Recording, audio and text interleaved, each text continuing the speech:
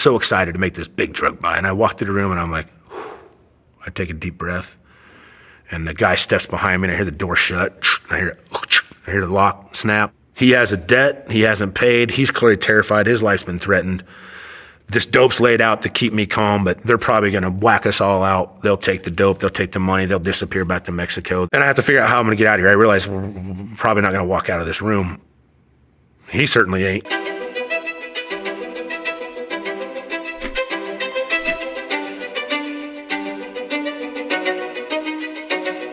I grew up in a small town in Iowa, in the southwest corner of Iowa. It's called Clarinda. I grew up with a blue-collar family. My dad worked in a factory where they built semi-truck transmissions, so he was a very hardworking guy. I think he probably worked 7 days a week most of his life. I remember when we were very young, my dad, the whole country had kind of gone through like a bit of a financial crisis. There was a lot of layoffs, a lot of unemployment, and my dad had lost his job at Eaton Corporation where he had been working for years, and he moved to Michigan. Now, coming from a small Midwest town and moving to a major metro like that, it was quite a change for my brother and I. We slept in a bedroom with bunk beds, and in the same room, two of my dad's buddies named Stanley and Garvin slept in bunk beds in our same room.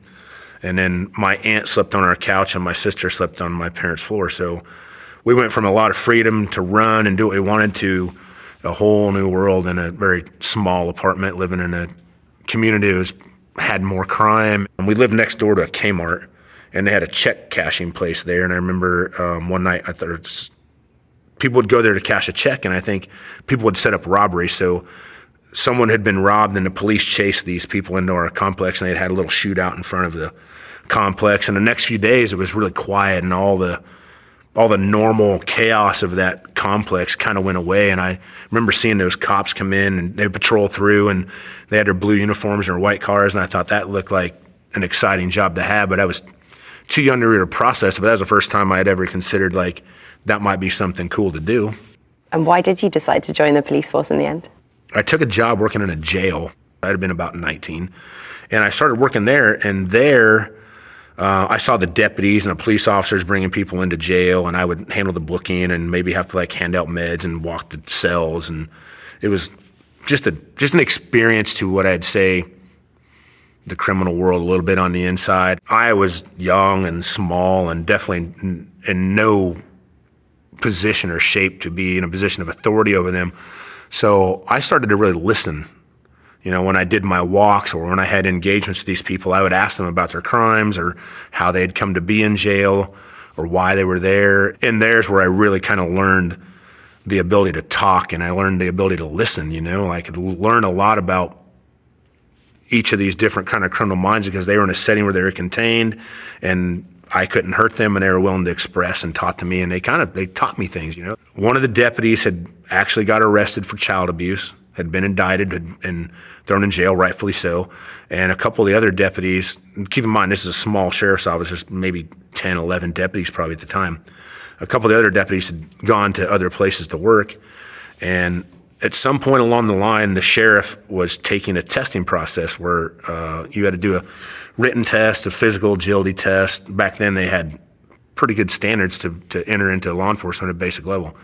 And I had managed to pass the test. He let me take the test, I don't think with any intention of hiring me, but just to give me a look at it, because he'd kind of taken a liking to me and kind of taken me under his wing and been like, you probably be a good deputy sheriff someday. He just called me into his office one day, get over here, I need to talk to you. He was kind of a gruff guy, and I figured I was probably in trouble or I'd left something unlocked or I'd done something wrong. He's like, sit down. I'm like, all right. And he's like, I called the Iowa Law Enforcement Academy. He said, you're only 19, you can't own a gun and you can't buy ammunition. He said, but the sheriff's office can own your gun and we can buy the ammunition. And you're gonna go to the police academy next week. You're starting next week. So I ended up going to the police academy, and there, you learn basic police stuff, and that's kind of how my career started, and that was my initial fascination with getting into it. I remember feeling like I was prepared. You get a badge placed on you, and that is it's a burden, but it also makes you feel kind of like Superman. It's like a badge of authority. You got this gun on your hip and all these mags full of bullets, and I got a bulletproof vest, and I feel like I'm ready to go. How good in those early years did you become at reading people and getting a sense for anything that might be a bit, I guess, untoward? That's a great question. So I'd gotten called to as an apartment complex where I'd been many times. And I remember a call come out that these two little kids had gotten into a sword fight. Or whatever it was, two little kids had gotten into a fight, and one of the parents wanted to press charges. And I'm thinking to myself, like, why would they even send me to this? But whatever. I mean, if I gotta go. I remember I roll in there. I'm already in my mind dismissing this call. I want to leave. I don't want to be here. I want to go chase real bad guys. I don't want to deal with whatever this is. There was a lady standing in the living room. She's standing up. There was a little girl about like 6 to 10 years old. And there was a guy wearing a tank top sitting in like a chair kind of like over here. And I didn't really care because it wasn't like a danger element in here. It wasn't something I need to be concerned. I mean, you always want to be concerned, but I wasn't looking for like someone going to hurt me. I was trying to figure out how to get out of there as fast as I can. And basically the lady's like, these two kids were out in the playground and they picked up sticks and she smacked my kid with the stick, and I want the kid arrested. No kid's going to jail. I made my mind up about that. But I also remember the guy sitting over here. I remember his hands were kind of rubbing his legs like this. He was sweating, and when I would move, he would kind of move with me. But he wasn't trying to pay attention to it. He was always watching me, you know. And I thought that was unusual because there's no reason for him to be worried. And I'm like, look, lady, we're just going to call this even. Kids fight. I'm not going to arrest nobody. And I'm about to leave, and I'm looking at this little girl, and she's looking up at me. And I look at the little girl. I'm like, is that your dad? And she said no. And I don't think I can articulate what that look is or what that body language is, but talking about how you learn how to read the body language and read the room. And this guy sweating profusely, nervously looking at me the whole time, looking for his way out, and her all of a sudden wanting to disengage. I said, listen, I'm going to talk to your little girl. I'm allowed to do that, by the way. That's not a violation of a parental right. I'm not going to hurt her. I'm not going to ask her incriminating questions. Something's wrong with her. So I take her into the side bedroom, which is their bedroom. The mom resisted a little, and she just opens up to me. And she describes, you shouldn't be able to describe that at her age. You know what I mean? Like sexual assault that had been happening to her for multiple years. And she let me know that the boyfriend sitting out there sweating profusely had been assaulting her for an ongoing period of time. And I called the child sex crimes detectives. We had detectives that could interview this little girl and extract that information, hopefully with doing the least amount of damage to her, but also collecting the evidence they needed to prosecute that case. And they came down, and it was pretty much a wrap. I mean, the guy ended up admitted that he had been doing it. The girl, you know, who knows? I'm sure, you know, nothing good comes of that, but at least learning to read the room and learning to read body language and learning to know your community and your neighborhood, put in a position to recognize that little girl was going through what she was going through. And I wonder how many times, you know, maybe she had tried to tell someone or had looked to someone before, or maybe didn't trust anybody. And for whatever reason, maybe just the way that I treated that room lended her that ability to say, I think I can trust this person to tell me. And that was a good moment for sure. So I got assigned to the Special Investigations Unit, and immediately I started asking about working undercover. Uniform Patrol maybe picks up somebody and they've got an 8-ball of methamphetamine or cocaine or heroin or whatever kind of drug, and they decide that they have more to lose than the people that they buy their drugs from, and so they usually agree to become an informant for the government, and in exchange they'll get what's called maybe a downward departure or lessened sentence, or maybe no charges at all, and they just let them go away. And so we were constantly doing what's called controlled buys. This person had been arrested, the charges had been set aside, and they would set up deals to go buy these drugs with these people. And I started saying, hey, can I ride with them? Let me go with them. And I remember my lieutenant was like, what? I mean, yeah, I guess, you know, like I'd talk to the source, like, where are you going? How much do you pay? What happens when you're there? Would it be unusual for somebody to ride with you? And at first they were kind of like, well, I can't take anybody with me. And I'm like, why not? You've never taken anybody with you? Well, yeah, I mean, you can ride along. So I would just ride along. Pretty soon I was like, hey, let me buy the drugs. And my lieutenant was like, well, you think you can? I would go ahead, you know? So I started doing it. And I started out buying little stuff, like maybe a little rock of crack or some little teener of meth, or maybe some weed. Back then, weed was still illegal, so we'd buy it now and then. You know, usually buy the weed just to get into the house and find out what else is in there, where the money was, where the guns was, where the real drugs were. I got really good at going into different neighborhoods, and we would have briefings. We'd talk about like, I'm not trying to brag on myself, not at all. I'm just saying, for whatever reason, I found myself able to fit in on the street with most anybody. And so I get a call from this guy named Greg, and he was a case agent with the FBI. He says, hey, this is Greg with the FBI. I understand you've been working in this community, and we have a large case. I think they call it what's called a CPOP. It means it's multinational. Probably went down into Mexico and multiple states. It's a big conspiracy case we're working on. And he said, we have a high-level source that we've paid a lot of money to, and his life has been threatened. Basically, what I come to understand was this source, we'll call him Sancho. Sancho owned a car dealership, like a buy here, pay here car dealership in like the Spanish community. You can imagine how they all look, like big car dealership, work bays where you pull cars in and work on them, cars on a lot for sale, like chain link fence around them. There's a lot of gang graffiti on one wall. There's an alley that runs down behind it. Pretty normal, but not some place everybody can just walk into and go.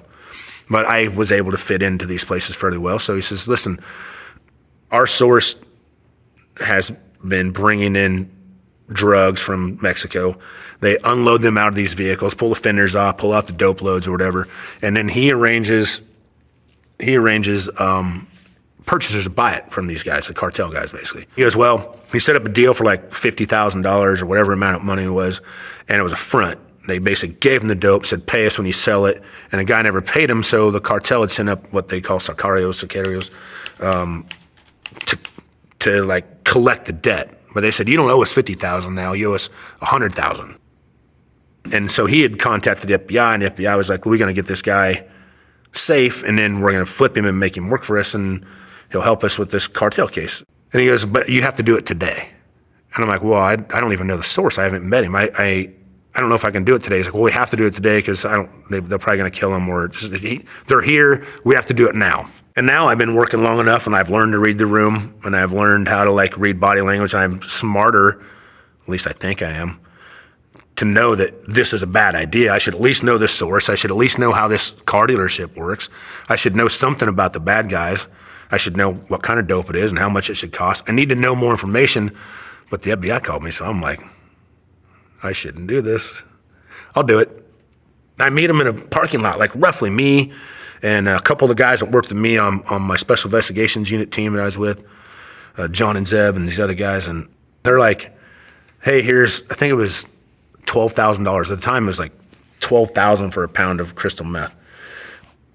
And Greg gets this money. It's a brand new money. And he gets it out to give it to me, and I'm like, that doesn't gonna look right. Like, I can't walk in with a banded up brand new bills. Like, I went to the bank and said, give me money so I can buy drugs. So I had long hair, and I always kept it banded up in hair ties. I'd had like probably at least 10 hair ties in my hair, this long kind of rat tail looking trashy thing down my back of my hair. And I said, give me the money. And I said, took out some hair ties, and we have a security team usually on these buys in case we have to do a rescue, or it has to be, if it gets violent, sometimes you gotta stop the undercover and it has to shut down. I'm like, give me some, you got any money? Give me some money. And I'm trading out like hundreds and 50s and bigger bills to get some smaller bills and try to make it what I think is gonna look right. I get the money all banded up, and I got it in a thing. He's like, all right, don't worry. It's just gonna be you, this guy that's reporting, his name's Cesar Sanchez Gonzalez. And what am I supposed to call him? He says, call him Sancho. I'm like, okay. Well, what's he look like? Oh, he's a Mexican dude. I'm like, well, down there in that neighborhood, everybody's a Mexican dude. But I'm like, it's just going to be him and the other guy? I'm like, I can probably figure that out. I know I shouldn't do this. I know this is a bad idea, but I don't want to say no to the FBI because, I don't know, it's exciting, Drive to the car dealership, and as soon as I pull up, the bays are open, and there's guys working there. There's probably at least 6 dudes. They're all Mexican guys working in their own cars, and they don't speak English. And I'm already confused. I'm like, I don't even know where I'm supposed to go or who I'm supposed to talk to. And I'm realizing this is a bad idea, but I keep doing it. And I'm walking through, I'm like, Sancho. And I see this guy like nod at me like this, and he's standing at an open door to the office, but it's kind of dark and I can't see. Remember, he had a nice nice button-down shirt with a collar, had a little alligator on it, I can't think of what that lacrosse, I think it's called or whatever. And he looks well-dressed, and I'm like, that must be Sancho, he's been ordering up all these huge loads of drugs. They come in here, and here he is, all right. And I confidently walk right into the room. And I step into the room, and I can't wait to just make this buy, I'm so excited to make this big drug buy. And I walk through the room, and I'm like, whew. I take a deep breath, and the guy steps behind me, and I hear the door shut. I hear the lock snap. There's a guy standing right here, and there's a big desk, like you'd imagine in an office type space. And there's another guy over here, and there's a guy wearing all black. I remember him. He's just an intimidating guy. I swear his eyes were black. His shirt was black. His pants were black. He had black hair. He was just a scary-looking guy. He had some nice jewelry on. And there's a roller chair, which should be behind the desk, right? And it's backed into the corner over there. And I'm like, I know the roller chair doesn't go there. And the guy over there, talk about reading the room and reading body language. He is looking straight ahead, and he has his hands on the chair like this, and he's leaned back. And he's breathing hard, and I can see his neck pulsating, the carotid artery in his neck's just bouncing, and I can see he's terrified. And on the desk is a white Tupperware container. It had like a white, there was a little grocery store nearby, anything like a Dollar General type bag or whatever, but his white plastic bag was rolled down, and there was this white Tupperware container and a red lid flipped on the side. And I had seen a lot of methamphetamine by this time. I'd been buying quite a bit of it, but there was shards of crystal meth in there like that long and like that big around, like big around my wrist. I was literally like for a second like, holy shit, man, like, whoa, we're really in it now, this might as well be Pablo's shit for sure because this is a big deal. And I realize I'm like, I ain't walking out of this room, man. Like, they didn't invite me in here to buy this dope. Like, he has a debt, he hasn't paid, he's clearly terrified, his life's been threatened. This dope's laid out to keep me calm, but they're probably gonna whack us all out. They'll take the dope, they'll take the money, they'll disappear back to Mexico, they'll collect the debt, he'll be taken off. And I have to figure out how I'm gonna get out of here. I realize we're probably not gonna walk out of this room. He certainly ain't. And so I pick up the shard of meth, and I'm like, whoa, that's what I'm talking about, Sancho. I'm like, that's what I've been looking for. And I put it back in the thing. I remember it left this like kind of white dust on my hand, and I was amazed. And I looked over and like, Sancho, that's what I'm talking about. And I did like a knuckle bump with him because I'm guessing that's him. Luckily it was. He's like, see. And it's dead silence. No one's talking. I'm loud. No one's talking. I'm like, what are we gonna do? I'm like, who's the man? Who's getting paid? And I pull out one of the amounts of money. I'm like, well, you ain't the man. And I turn around, and the guy behind me has got the door locked, right? I'm like, you better start counting money. And he's like, he walks over to the desk, and he takes the rubber band off. I got it folded up, and he starts counting money. And I'm like, well, you ain't the man. You better count money too. I hand it to that guy. And now he's standing at the desk. Now I got two guys counting money, and the guy in all black I know is the man. I look at him. I'm like, you have any more of this? And I don't think he speaks perfect English. He definitely doesn't, but I know he understands what I'm saying. He knows we're going to negotiate. I said, this is the best shit I've ever seen in my life. I can have this gone in an hour. I need more. I'll come right. I have 40 grand. I have another 40 grand. I'll go get it. Now, the plan worked great. Luckily, I went against all of my best knowledge and my best experience, and I did that recklessly, and it worked. They left. They actually went to get another pound of dope. And when they were coming back, the task force officers and Greg and FBI people pulled them over. And those people were removed from that scenario.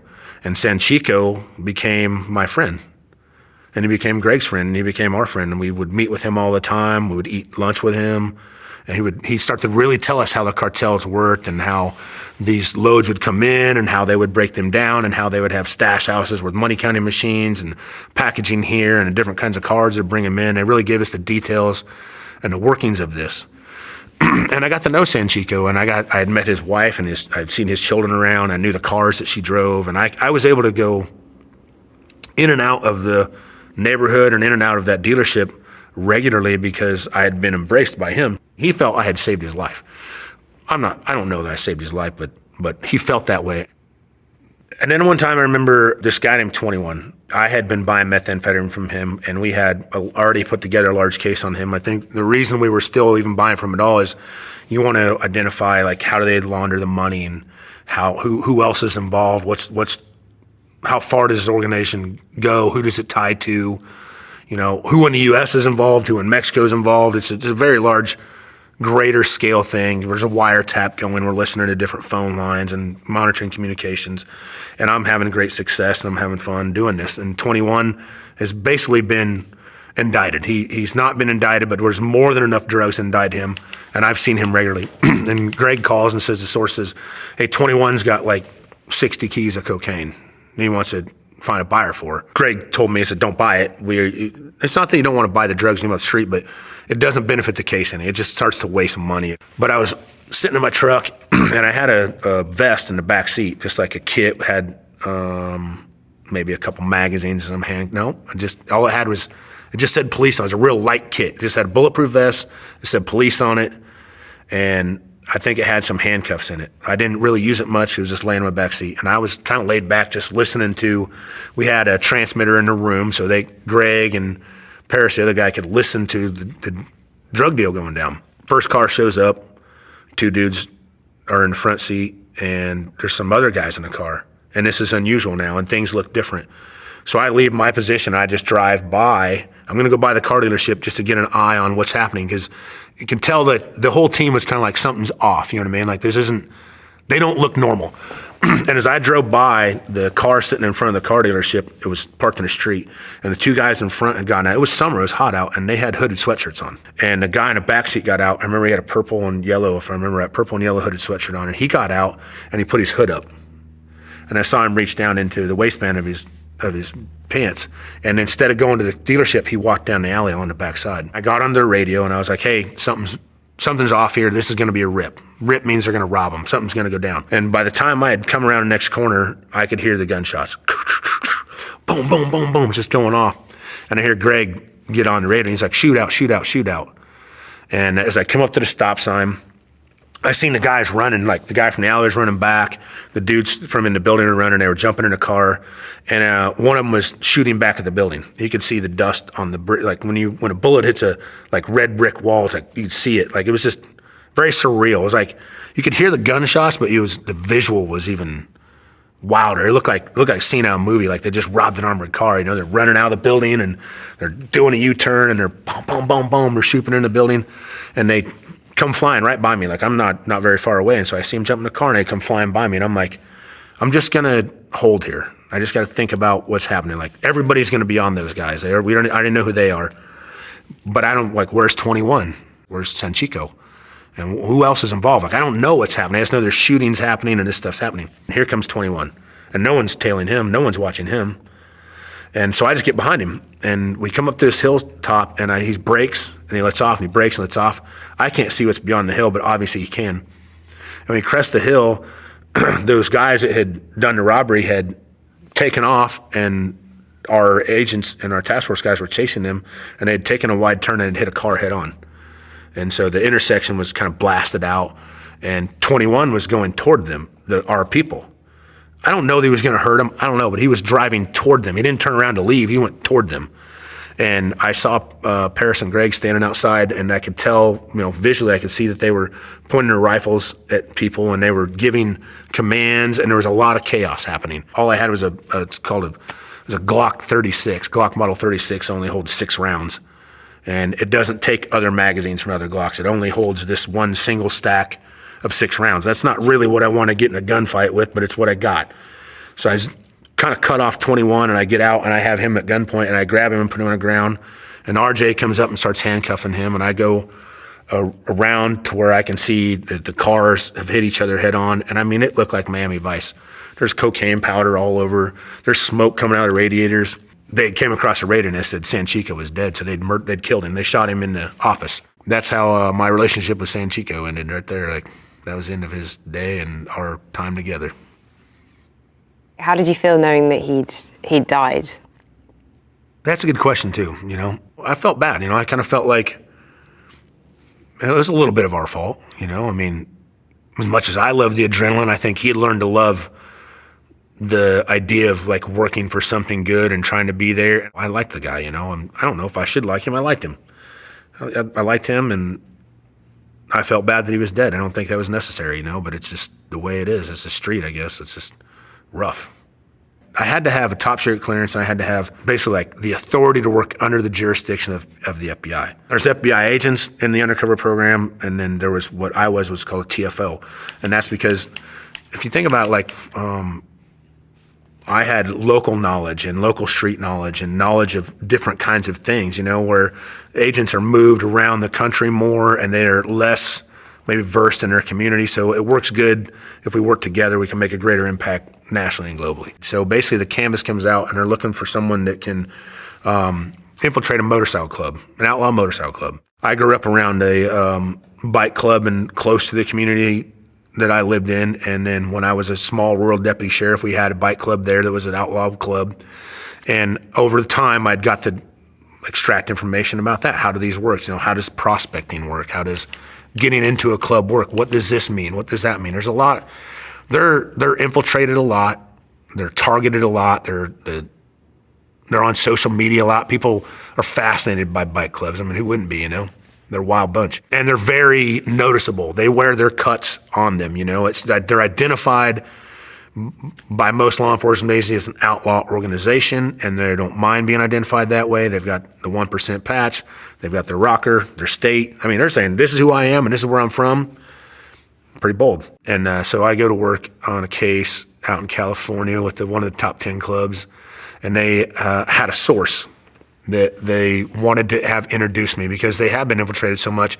You can't just walk into their clique of people and they're like, oh yeah, come on over, Dutch, nice to meet you. What can we do? You know, that's not how it's going to work. I knew that I was going to be asked a lot of questions. I knew there's going to be a lot of scrutiny over me and where I'd came from, what I'd done. So I took the due diligence this time. I said, I want to meet the source. I'm not just going to show up and be like, hey, shake hands, I'm you, you're you, let's go do this. I insisted that we spend some time together, just he and I, and we got to talk about, where did you grow up? What are you about? What are these tattoos on you? What does that mean? Where'd you get this? Are you married? Do you have kids? What do you do for work? Where do you live full time? Why do you know these guys? But he's scared. You know, I mean, he's decided to become a source. He doesn't want to do that necessarily, but he's put himself in a position, like I said, where apparently he has less to lose than they do, so he's willing to introduce this government undercover employee to infiltrate his buddies, you know, his brothers. And we spent a lot of time. He'd come up with the name Bones. He said, I'm going to introduce you as Bones. I'm like, okay. I didn't like that name very well, but okay. So it's our first day. I rented a Jeep Cherokee. I knew I was coming from out of town. I was going to buy methamphetamine from a person who was predicated that I knew. And I'd seen pictures of these guys. You know, they're most of them have been in prison or jail, and so I had seen mugshots and different things of them. And when you see a one-dimensional picture of somebody, like, that's a pretty scary-looking dude, but I'm ready for this. You know, I look like I'm a pretty tough guy, I guess, at the time I thought anyway. So we roll up to this gate, and I'm thinking he's going to punch a button and we're going to drive right in, and I'm like, oh, Bones, just so happy to see you, you know, this will be great. This will be great. Maybe we'll cook some chicken on the grill and we'll drink some beers and we'll get to go. We'll ride motorcycles. Nope, he doesn't know the code. And now, so right away, I'm like, why don't you know the code? Oh, they never told me. And I'm like, the guy that's supposed to introduce me, the guy that's my lifeline, the guy that's going to tell my story and give me credibility, can't even get in. He pushes the button. Hey, it's so-and-so. He's like, yeah. Gates starts to open up. We pull through, it closes back. We park at the bottom of the stairs, and there's a guy comes down and meets us right off the bat. And he's I think he's the president at the time. And he's like, hey, brother, because the guy that's introduced me is a member. He's a full member. They say their hellos, they do a brotherly thing, and my guy says, this is Dutch. And I'm like, we didn't talk about this. Have you been calling me Bones the whole time and you just introduced me as Dutch, or have you been calling me Dutch the whole time? We haven't had a chance, because I have assumed, again, thinking I know what's going to happen, that he's introduced me as Bones and I'm ready to be Bones. And he's like, this is Dutch. And I'm like, oh, shit. He didn't know the gate code, and now he called me Dutch. All right. My confidence is too high, and I'm not willing to back out of this. I still want to do it. And I'm kind of getting nervous, but we're making it. He turns around. He's like, come on, let's come upstairs. And I remember he had these pressed raw denims on. Cool looking guy. And he was a pretty fit guy. He had a real short cropped shaved head. And he turns around to walk away, and he's got eyeballs tattooed on the back of his head. Not like crazy looking fun eyeballs, like the ones that are like they're looking at me. You know, he's walking the stairs. I'm like, oh man. I don't know why I got in my head. You know, he's walking with the eyes in the back of his head. Makes sense. We go upstairs. We start to have a little more conversation about where'd you come from. We ain't even talking about drugs or anything criminal yet. He's just deciding if he even wants to let me have a conversation with them, I think, you know, and they're just kind of rehashing out who I am and why I'm there. And he says, why don't you go downstairs and meet my enforcer? But the enforcers are the guys that, like, when stuff needs to be taken care of, they're the ones that take care of it, you know? I'm going to say they're probably, if there's violence needs to be done, it's done. Someone needs to get picked up, they get picked up, whatever. You know, they're the guy you don't want to really meet if you don't have to, I'm pretty sure. Go downstairs, and the door to this apartment's open. It's dark in there. It's sunny outside. There's people running around. There's pit bulls running around. And this guy with the eyeballs on the tab says, hey, says this guy's name, get out here. Hey. And he says, what, motherfucker? And I'm like, I can't see. It's dark in here, you know? It sounds like God's voice coming out of that place. And what? I'm like, well, it sounds like a scary looking guy. Always when you see pictures of people, usually like when I'm going on these cases, I've made up my mind like what they're going to look like and how scary they're going to be. And usually I'm like, that's not that bad. This day, like every time I met somebody, I'm like, oh shit, man, it's worse than I ever thought it was going to be, you know? And there's this guy. What, motherfucker? He comes walking the door. He's got no shirt on. His head's shaved short too. And he's got a tattoo of a skull. And I think the teeth came pretty close, like down almost over his eyes. And he had this state of California tattooed around his jawbone with a number in it, was their number. Comes walking out. He's got this big old pit bull. He comes walking out ahead of him. And he's kind of makes his way around in three of us. And he walks right up to me and he starts stiffing me. And I'm like, oh man, dude, like, I ain't even seen who's in the room yet, and this dog doesn't like me. Like, he knows I'm a cop for sure. This ain't gonna go well, and out walks this big dude. What? He's like, Dutch is here. Oh. What's up, Dutch? Gives me a hug. Braces me. And I'm like, okay. Whatever the source has been telling them has been made its way around, and I'm safe right now. And he turns around to walk away, and I believe in God, but I'm not super spiritual. And he's got this tattoo on his back. It's a big mural of Jesus, and it's flipping you off. And I believe it says "No Mercy" across the back of his shoulders. And I'm like, oh man, dude, like this is my first 10, 15 minutes in this case, and everybody I met is scary and intimidating. The problem with that is when you're working undercover is I now have established somewhat of a credibility and trust with the guy with the eyeballs. I've got somewhat established a relationship with the guy with the skull, the enforcer. And a couple of the other guys are like, that's Dutch and that's the guy and he buys dope. That's what he does. But every time somebody new comes around, they would ask you a question which may not be interrogating, but if you remember your identity, hey man, where'd you go to school at? You know the name of your school you went to, you know? How old are you? Well, in this case, I was actually, I think, 2 years older than I actually was. So when someone says, hey, man, how old are you? 38, 40. What? What do you mean 38, 40? What are you, 38 or 40? I mean, like somebody can be asking you a question and unknowingly, they're not interrogating you all. They're just trying to make conversation, but you weren't prepared for it. So the more people that come around, the more people that you meet, the more chance there is for you to get exposed or for someone. I mean, maybe the guy who asked the question didn't pick up on it, but maybe one of the other guys, the enforcer guy who's actually sitting back, as I said, reading the room might be like, you notice Dutch didn't answer that question very well. You know, you got to be prepared for that, and I wasn't always. How do you deal with the mental pressure of having to be on all the time? A lot of drinking. I mean, seriously, it is very intense. Like, being on all the time, that's the thing. Like, the problem is you're never off. Even when you go home, that's a dynamic we've never talked about before. Is like, you know, I'm in this environment, right? Like, we're talking about these biker guys and all these cartel guys, everything I'm around. And when you go home at night, like, you can't just flip the switch off. Like, your adrenaline has been pumping so hard, and you finally got that done, but there's no debrief. There's no come down, right? It's just go home and go back to your family and start doing what you're supposed to be doing. Like, the problem is now you're nervous. I mean, you start to feel like a bad guy. You know, I'm checking my mirrors all the time when I go to If I got to go drop the kids off, do I maybe spin around a couple of times, make sure nobody's tailing me? I had 6 different cell phones, 3 different laptops. I think I had a motorcycle in my garage. I had a pallet full of Newport 100 cigarettes. I had a Cadillac truck. I had other kinds of cars. Like there's nothing about my life when I wasn't working that was normal, you know? And when you've got like 6 different cell phones, you've got, Dutch, you've got Bones, how do you manage all of those different identities? Where do you find yourself? Interesting enough, when the guy gave me the nickname Dutch, I became Dutch from then on. As far as like who Dutch is at home and at work, I know I'm covered in tattoos and I look like a menace and all that stuff, but this is the real me. The high and tight and the pressed uniform guy, that was who I pretended to be so I could get to be here, I think. You know what I mean? Like, I wanted to be this person.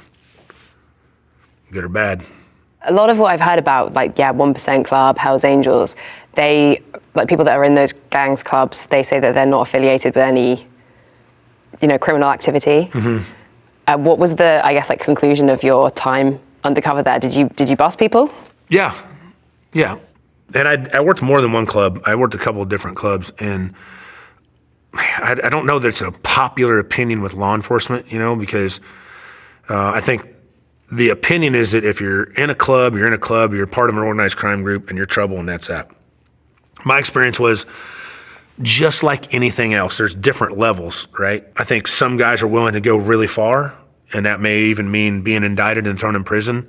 And other guys like, hey, I'm just not willing to go that far. I will do anything for my brothers, but I don't really want to go to prison for your shit. Where did the guy with the eyeball tattoos end up? The main guy went to prison for 20 years. And I have had communication with him out, not directly. He and I haven't spoke directly, through a mutual person that we both know who was part of this group of people, had told me that, I hope it's true. He said, he's just got out of prison. He knows who you are. He knows what he did. He wanted to tell you, he's where he was because he got himself there, not because of what you did. You didn't entrap me. You didn't try to, blow this up. In fact, I tried to keep his sentence lower because he was a drug dealer. He wasn't involved in all the other stuff. We're all capable of doing bad things, right? I mean, imagine if, your kid was starving. And we all say, well, I would kill for my children. Well, would you deal dope for your children? Would you get involved in a club for your children? I think we all, even if we say we're a good person, we potentially could do some level of crime if we thought it was necessary, if we justified it in our own head. And I think good people, they do some really bad shit sometimes too. And sometimes the only difference is one gets caught and one don't. How long has it been since you retired from law enforcement? I retired in 2016. And I didn't have to retire. I remember, this is a story I'll tell, and after 20 years, I'd finally hit my wits' end. I was starting to feel really pulled apart, lots of anxiety, lots of just uneasiness, and I walked into my unit supervisor. I said, I'm done, I'm never coming back. It was a Wednesday. He said, what do you mean, you're taking the rest of the day off? Well, you're busy with shit. You got a whole bunch of shit going on around the nation. I'm like, no, I'm never coming back again. Give me a packing list on Friday, I'll be in to turn in, I'm never coming back. And he said, shut the door. I said, okay, he shut the door. He goes, did we break you? I said, no. You never asked me to do anything I couldn't say no to. I said, but I never said no. Even when I knew I should, I never said no. And he sat back and he goes, I get it. You're tired of the bad guys. I said, no, I can't tell the difference between the good guys and bad guys anymore. And I said, that's a problem. I'm just done.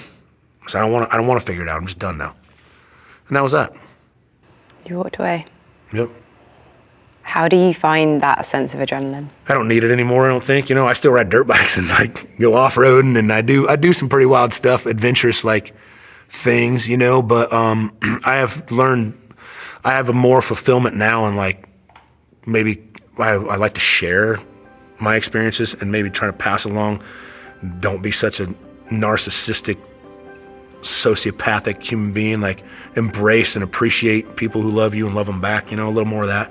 With my own children and my relationships, I try to treat them better. I think I've taken that from it. I don't know, maybe there's something for me yet, but now I enjoy peace. So that's where I'm at with it.